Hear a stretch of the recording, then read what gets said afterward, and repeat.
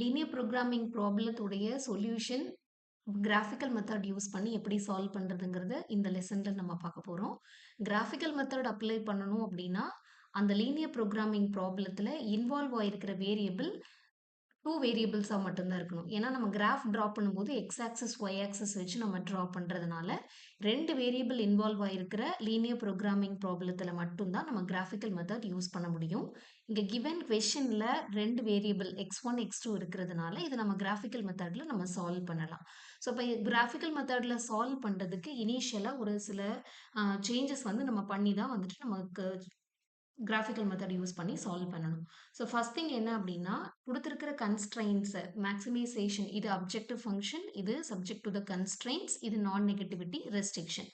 இப்போ இந்த ரெண்டு கன்ஸ்ட்ரெயினையும் நம்ம என்ன பண்ணணும் அப்படின்னா இன்இக்வாலிட்டியில் இருக்கு, that is less than or equal to கன்ஸ்ட்ரெயின்ஸை ஈக்குவாலிட்டி கன்ஸ்ட்ரெயின்ஸை நம்ம கன்சிடர் பண்ணிக்கணும். For example first constraint 5x1 + 10x2 less than or equal to 60ங்கிறத நான் ஈக்குவல் டு 16 நான் கன்சிடர் பண்ணிக்கணும். ஸோ தட் இதை கன்சிடர் பண்ணி 2 பாயிண்ட்டை நான் டெரைவ் பண்ணணும் இந்த கன்ஸ்ட்ரெயின்ல இருந்து. ஸோ தட் அந்த ஸ்ட்ரெயிட் லைனை நான் கிராஃபில் ட்ரா பண்ணணும். 5x1 + 10x2 = 60. இப்போ நான் வந்து என்ன பண்ணுறேன்னா ஃபார் எக்ஸாம்பிள் let x1 = 0 நான் கன்சிடர் பண்ணுறேன். இப்போ இந்த x1 = 0ன்னு இந்த ஈக்குவேஷனில் நான் சப்ஸ்டியூட் பண்ணேன்னா இந்த ஈக்குவேஷன் என்ன ஆகும் அப்படின்னா 5 × 0 0 + 10 × x2 = 60, which implies x2 = 60 / 10 = 6 அப்படின்னு ஒரு ஆப்ஷன் வரும். ஒரு பாயிண்ட் எழுதணும்னா x1, x2 அப்படிங்கிற கோஆர்டினேட் பாயிண்ட் தான் எழுதணும். ஸோ இந்த பாயிண்ட் என்னவாகும் அப்படின்னா பாயிண்டர்ஸ் x1க்கு பதிலாக 0 சப்ஸ்டியூட் பண்ணோம், x2க்கு என்ன ஆன்சர் வந்ததுன்னா 6ன்னு ஆன்சர் வருது.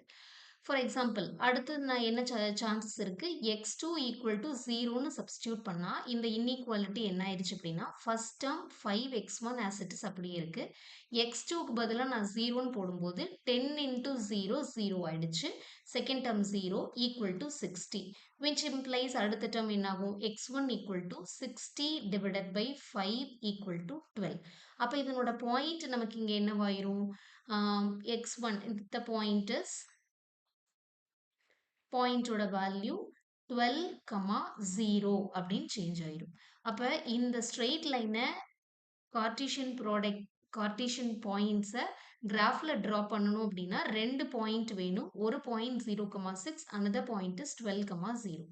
லைக்வைஸ் நம்ம என்ன பண்ணிக்கலாம் அப்படின்னா செகண்ட் கன்ஸ்ட்ரெயினை கன்சிடர் பண்ணிக்கலாம். Second constraint 4x1 + 4x2 less than or equal to 40ங்கிறத நான் ஈக்குவல் டு 40ன்னு அஷ்யூம் பண்ணிக்கணும். அஷ்யூம் பண்ணாதான் என்னால் அதை கிராஃபில் ட்ரா பண்ண முடியும். சேம் திங் let x1 = 0ன்னு சப்ஸ்டியூட் பண்ணுறேன். ஃபர்ஸ்ட் டேர்ம் ஃபுல்லாகவே 0 ஆயிடுச்சு. 4x2 = 40, which implies x2 = 40 / 4 = 10. அப்போ இந்த பாயிண்ட் என்ன ஆயிடும், இந்த பாயிண்ட் இஸ் x1க்கு பதிலாக 0 போட்டால் x2ஓட ஆன்சர் 10ன்னு வந்துச்சு. let x2 = 0ன்னு நான் கன்சிடர் பண்ணிக்கிறேன். அப்போ ஃபர்ஸ்ட் டேர்ம் வந்துட்டு 4x1 as it is அப்படியே இருக்கும். செகண்ட் டேர்ம் 0ன்னு போடுறதுனால இந்த complete answer 0 = 40, which implies x1 = 40 / 4 = 10. அப்போ இதனோட பாயிண்ட் என்ன ஆகும், இந்த பாயிண்ட் இஸ் x1க்கு 10, x2க்கு 0ன்னு நான் சப்ஸ்டியூட் பண்ணியிருக்கேன். அப்போ இந்த பாயிண்ட்ஸ் எல்லாத்தையும் நீங்க ஞாபகம் வச்சுக்கணும் கிராஃப்ல டிரா பண்ணும்போது.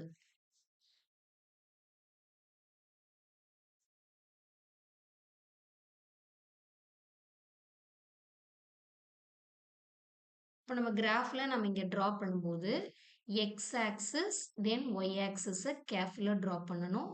ஈச் யூனிட் உடைய வேல்யூஸை ப்ராப்பராக அசைன் பண்ணணும். 1 2 4 5 6 7 நமக்கு 8 10 வரைக்கும் நமக்கு வேல்யூ இருக்கு. அதனால 10 வேல்யூஸ் நம்ம அஷ்யூம் பண்ணிக்கணும். இந்த எக்ஸ் ஆக்சிஸ்ல 12 வேல்யூஸ் வரைக்குமே நமக்கு வேல்யூஸ் இருக்கிறதுனால 12 வேல்யூஸ் வரைக்குமே நம்ம எடுத்துக்கணும். ஸோ 1 இது 1 2ன்னு தான் எடுக்கணும்னு அவசியம் இல்லை. நீங்க 2 4 6 அந்த மாதிரி கூட நீங்க எடுத்து நீங்க இங்க ட்ரா பண்ணிக்கலாம். 6 7 அப்படி எக்ஸெட்ரா இங்க 8 9 10 வரைக்கும் இருக்கிறத நீங்க அஷ்யூம் பண்ணிக்கோங்க. இப்போ ஃபர்ஸ்ட் பாயிண்ட் என்ன அப்படின்னா 0,6ங்கிற பாயிண்ட். இந்த 0,6ங்கிற பாயிண்ட் இங்க இருக்கு. நான் இங்க பாயிண்ட்டை நான் இங்க ட்ரா பண்ணணும். 0,6. அடுத்த பாயிண்ட் என்னன்னா 12,0. 12,0ங்கிற பாயிண்ட். இந்த ரெண்டு லைனையும் நான் ஜாயின் பண்ணுறேன். இந்த ரெண்டு லைனையும் நான் ஜாயின் பண்ணும்போது எனக்கு என்ன ஈக்குவேஷன் வந்திருக்கு அப்படின்னா, என்னுடைய ஃபர்ஸ்ட் கன்ஸ்ட்ரெயினுக்கான equation 5x1 plus 10x2 equal to 60ங்கிற லைன் எனக்கு கிடைச்சிருக்கு. அடுத்து நான் என்ன பண்றேன்னா 10,10ங்கிற பாயிண்ட்டை நான் ஜாயின் பண்ணணும். இங்க இருக்கிற 10ங்கிற பாயிண்ட்டையும் இங்க இருக்கிற 10ங்கிற பாயிண்ட், தட் இஸ் 10,0ங்கிற பாயிண்ட் இங்க, அங்க 0,10ங்கிற பாயிண்ட், இந்த ரெண்டு பாயிண்ட்டையும் நான் அஸ்யூம் பண்ணும்போது இந்த இரண்டு லைனையும் நான் ஜாயின் பண்ணிட்டேன் அப்படின்னா எனக்கு இந்த லைன் என்ன அப்படின்னா 4x1 plus 4x2 equal to 40ங்கிற லைன் எனக்கு கிடைச்சிருச்சு. இப்போ இதில் நான் என்ன பண்ணணும் அப்படின்னா இந்த கார்னர் பாயிண்ட்ஸ் எல்லாத்தையும் எனக்கு தெரியணும். இந்த இன்டர்செக்ஷன் கார்னர் பாயிண்ட்ஸ் எல்லாத்தையும் தெரியணும். அடுத்து இன்னும் என்ன அப்படின்னா feasible region, தட் இஸ் எங்க சொல்யூஷன் ஸ்பேஸ் இருக்கு அப்படிங்கிறதையும் நான் செக் பண்ணணும். இப்போ இந்த சொல்யூஷன் ஸ்பேஸ் செக் பண்ணணும் அப்படின்னா ஒரு சின்ன கேல்குலேஷன் மட்டும் நம்ம ட்ரா பண்ற மாதிரி இருக்கும். இந்த கேல்குலேஷன் என்ன அப்படின்னா, இப்போ இந்த சொல்யூஷன் லைன் நம்ம ட்ரா பண்ணியிருக்கோம். இந்த கொடுத்துருக்கிற கிவன் லைனை நம்ம ட்ரா பண்ணியிருக்கோம். நான் ஃபார் எக்ஸாம்பிள் இந்த 5x1 plus 10x2 கன்ஸ்ட்ரெயின் என்ன கொடுத்துருக்காங்களோ அதை நான் வந்து அஸ்யூம் பண்ணிக்கணும் less than or equal to 60. இப்போ இந்த ஸ்ட்ரெயிட் லைன் ஈக்குவேஷன் இங்க வந்திருக்கு. இப்போ இந்த ஸ்ட்ரெயிட் லைன் ஈக்குவேஷனுக்கு above ஒரு பாயிண்ட், பிலோ ஒரு பாயிண்ட், இந்த ஸ்ட்ரெயிட் லைனுக்கு above ஒரு பாயிண்ட் அல்லது பிலோ ஒரு பாயிண்ட் நான் எடுக்கலாம். எது வேணா எடுத்துக்கலாம். ஸோ தட் நமக்கு அதுக்கு ஆப்போசிட்ல நமக்கு அதோட வேல்யூ கிடைச்சும். இப்போ நான் ஒரு பிலோ த பாயிண்ட் ஒன்று எடுத்துக்கிறேன். பிலோ த பாயிண்ட் அப்படின்னா 3,3 கூட நான் எடுத்துக்கலாம். நம்ம இப்போ 3,3 தான் எடுக்கணுமா அவசியம் இல்லை. நீங்கள் 2,1, 1,2 அந்த மாதிரி வெரி சிம்பிளரான பாயிண்ட் எடுத்துக்கலாம். ஜஸ்ட் இந்த லைனுக்கு பிலோவில் இருக்கிற ஒரு பாயிண்ட். இப்போ நான் 1,1 எடுக்கிறேன் அல்லது 2,1 எடுக்கிறேன்னு நான் வச்சுக்கோங்களேன். 2,1ங்கிற பாயிண்ட் இந்த லைன்ல இந்த கன்ஸ்ட்ரெயின்ல சப்ஸ்டியூட் பண்றேன். x1க்கு பதிலா 2. 2 into 5 will give you 10 plus 10 into x2. x2க்கு பதிலா 1 போடுறேன். 10 into 1, 10. Less than or equal to 60. That is 20 less than or equal to 60. Since 20 விட 60 bigger value தான். இந்த constraint satisfy ஆயிடுச்சு. அதனால இந்த லைன் உடைய ஆன்சர் above the line வராது, below the line தான் வருங்கிறத நான் கண்டுபிடிச்சிருக்கேன். அதே மாதிரியே இப்போ இதுக்கு நான் ஒரு இதுக்கு நான் ஆப்போசிட்ல எடுத்தா எனக்கு ஆன்சர் வராது. நான் அதையும் செக் பண்ணி காமிச்சிடுறேன். 6,6 அப்படிங்கிற பாயிண்ட் எடுக்கிறேன். இப்போ இந்த 6,6ங்கிறது இங்க மேல இருக்குன்னு வச்சுக்கோங்களேன். இப்போ 6,6ங்கிற பாயிண்ட் இதே கன்ஸ்ட்ரெயின்ல கொண்டு போய் சப்ஸ்டியூட் பண்றேன். 5 into 6 plus 10 into 6 less than or equal to 60 answer வரணும். 5 6 are 30 plus 60 less than or equal to 60. 30 plus 60, 90 less than or equal to 60. இந்த constraint வர்றதுக்கு chances இல்லை. அப்ப இந்த option வர்றதுக்கு chance இல்லை. So that இந்த லைனுக்கு below the லைன்ல தான் ஆன்சர் வரும். தட் இஸ் இந்த இடத்துல எல்லாம் below the லைன்ல தான் உங்களுக்கு ஆன்சர் வரும். அடுத்த ஸ்ட்ரெயிட் லைன் நம்ம கன்சிடர் பண்றோம். அடுத்த ஸ்ட்ரெயிட் லைன் எங்க இருக்கு நமக்கு?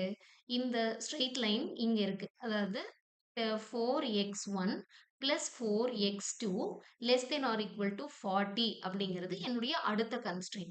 இந்த constraintல நான் above the point ஒன்று, below the point of the straight line ஒன்று நான் drop பண்ணணும்.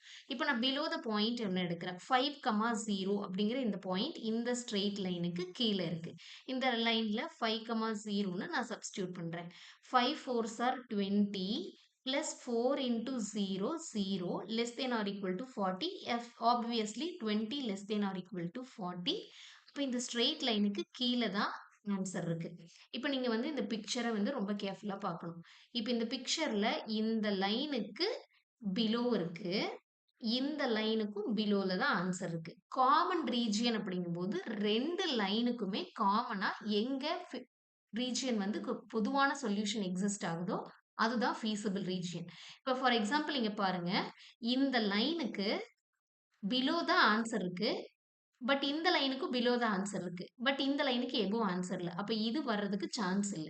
லைக்வைஸ் இங்க பார்த்தீங்கன்னா, இந்த லைனுக்கு இது பிலோ. பட் இந்த லைனுக்கு இது எபோவ். அதனால இங்கேயும் வரக்கு சான்சஸ் இல்ல. அப்ப காமன் ரீஜியன் அப்படின்னு பார்க்கும்போது, இப்ப நான் ஷேட் பண்ற இந்த போர்ஷன் தான் வந்து உங்களுடைய காமன் ரீஜியன். இந்த காமன் ரீஜியன தான் நம்ம என்னன்னு சொல்றோம் அப்படின்னா, feasible region. FEASIBLE feasible region அப்படின்னு நம்ம சொல்றோம். இப்ப இந்த ஃபீசிபிள் ரீஜியன்ல இது 0,0ங்கிற பாயிண்ட். இதனோட கார்னர் பாயிண்ட்ஸ் எல்லாத்தையும் நம்ம மார்க் பண்றோம். 0,6 இதனோட கார்னர் பாயிண்ட் 10,0. லைக்வைஸ் இதனுடைய இன்டர்செக்ஷன் பாயிண்ட் வேணும். இந்த இடத்துலயும் கார்னர் பாயிண்ட் இருக்கு இல்லைங்களா? இதனுடைய கார்னர் பாயிண்ட்டும் நமக்கு வேணும். இப்ப இதனோட கார்னர் பாயிண்ட் வேணும்னா என்ன அர்த்தம்? இப்ப இந்த 2 ஈக்குவேஷனையும் நீங்க சால்வ் பண்ணணும். இந்த 2 ஈக்குவேஷனையும் எப்படி சால்வ் பண்றது? 5x1 plus 10x2 equal to 60 ஒரு equation.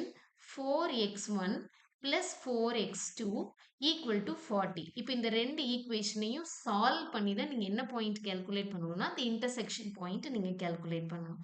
இன்டர்செக்ஷன் பாயிண்ட் கால்குலேட் பண்ணணும்னா இந்த ஈக்குவேஷனை 4ஆல மல்டிப்ளை பண்ணிக்கலாம். இந்த ஈக்குவேஷனை 10ஆல மல்டிப்ளை பண்ணிக்கலாம். ஸோ தட் இந்த ரெண்டு 10ஐயும் நம்ம கிராஸ் பண்ணிக்கலாம். அல்லது நான் x1 கிராஸ் பண்ணணும்னு ஆசைப்படுறேன், தாராளமா பண்ணிக்கலாம். இந்த ஈக்குவேஷனை 4ஆல மல்டிப்ளை பண்ணணும். இந்த ஈக்குவேஷனை 5ஆல மல்டிப்ளை பண்ணணும். So that 5 4s are 20x1, இங்கேயும் 20x1 வரும். x1 கேன்சல் பண்ணிட்டு x2 வச்சுக்கலாம். லைக்வைஸ் இந்த ரெண்டு ஈக்குவேஷனையும் நீங்க சால்வ் பண்ணி x1 உடைய அண்ட் x2 வேல்யூ நீங்க கால்குலேட் பண்ணீங்கன்னா 8,2 அப்படிங்கிற வேல்யூ வரும். which is equal to that is இந்த பாயிண்ட் வந்துட்டு 8,2 அப்படிங்கிறது உங்களுடைய வேல்யூல வரும். அப்ப இந்த feasible regionோட எல்லா கார்னர் பாயிண்ட்ஸையும் உங்களுக்கு டீட்டெயிலா தெரிஞ்சிடும். இப்ப கார்னர் பாயிண்ட்ஸ் எல்லாம் எது எது? இது O, இது A, இது B, இது C. ஸோ ஒவ்வொன்றிலையும் என்னென்ன பாயிண்ட்ஸ் இருக்குன்னு உங்களுக்கு நல்லாவே தெரியும். அப்போ அந்த பாயிண்ட்ஸ் எல்லாத்தையும் எடுத்துட்டு நீங்க இந்த பாயிண்ட் எல்லாத்தையும் கொண்டு வந்து நீங்க ஈக்குவேஷன்ல நீங்க சப்ஸ்டியூட் பண்ற மாதிரி இருக்கும். இந்த சப்ஸ்டியூஷன் எப்படி இருக்கணும் அப்படின்னா பாயிண்ட்ஸ் நீங்க கண்டுபிடிச்சிருக்கிற feasible ரீஜியனுடைய கார்னர் பாயிண்ட்ஸ். கார்னர் பாயிண்ட் 0,01 ஏங்கிற பாயிண்ட்ல 0,6ங்கிற பாயிண்ட் 0,6ங்கிற பாயிண்ட் பில 8,2ங்கிற பாயிண்ட் பில 8,2ங்கிற பாயிண்ட் சில பார்த்தீங்க அப்படின்னா 12,0ங்கிற பாயிண்ட்.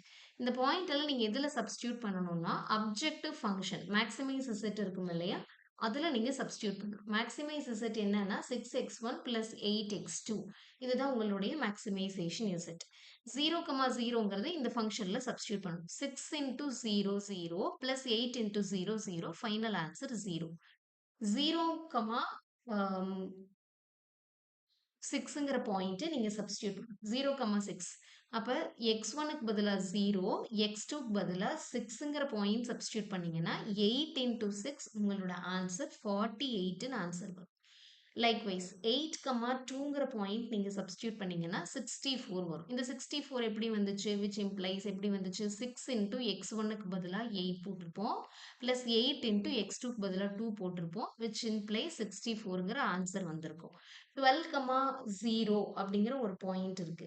சாரி 10,0ங்கிற பாயிண்ட் அதுதான் அந்த கார்னர் பாயிண்ட் இல்லைங்களா? 10,0ங்கிற பாயிண்ட் நீங்க போட்டிருந்தீங்க அப்படின்னா உங்களுக்கு 16 ஆன்சர் வந்திருக்கும். 6 into 10 plus 8 into 0. இப்போ இந்த 4 வேல்யூல எந்த வேல்யூ பிக்கெஸ்ட் வேல்யூ அப்படின்னு பார்த்தீங்கன்னா 64 is the biggest value. Since maximization ப்ராப்ளத்துல 4 ஆப்ஷன்ல எந்த கார்னர் பாயிண்ட்ஸ் அதிகமான வேல்யூஸ் வருதோ அதுதான் உங்களுடைய மேக்ஸிமம் இசட்.